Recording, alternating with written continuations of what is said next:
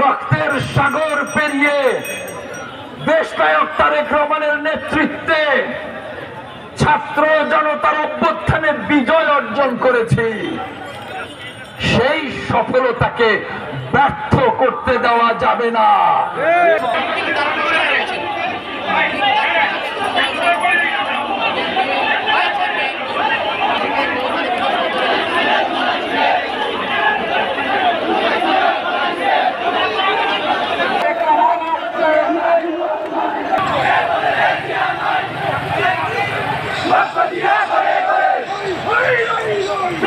এই আত্মত্যাগে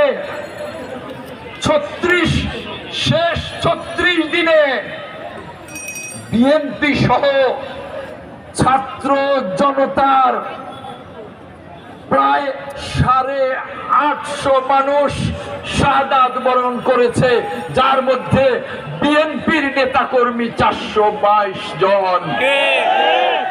আমি এই পুরো সকল শহীদের আত্মার প্রতি শ্রদ্ধা নিবেদন করছি। প্রিয় সিলেটবাসী, এই আত্মত্যাগ, এই 15 বছরের আন্দোলন, এই ফ্যাসিবাদের বিরুদ্ধে রক্ত ঝরেও দেশনায়ক তারেক রহমানের বিরুদ্ধে কেন মাঠে ছিলাম? একটি গণতান্ত্রিক বাংলাদেশ বিনির্মাণের জন্য।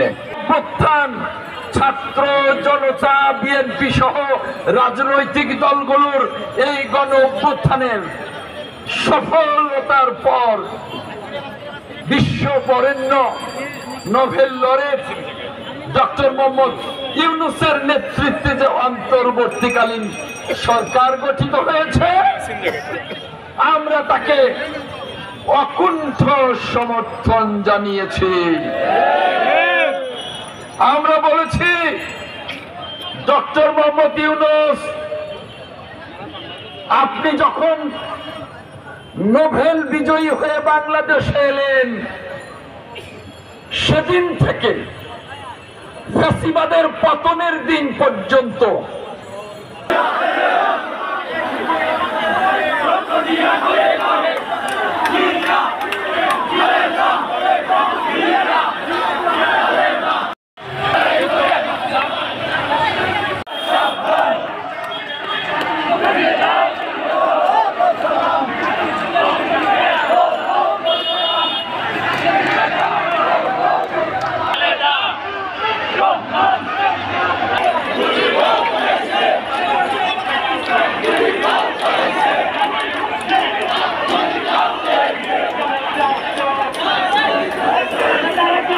তাই ডক্টর ইউনূসের সরকারকে বলবো, আপনি দ্রুত প্রয়োজনীয় সংস্কার করুন, এরপর নির্বাচনের রোডম্যাপ ঘোষণা করুন। সংস্কার একটি চলমান প্রক্রিয়া, যতদিন বাংলাদেশ থাকবে এই সংস্কার প্রক্রিয়া চলতেই থাকবে। একটার পর একটা করে নতুন ইস্যু আসবে, আর সেই সংস্কার আমরা করব।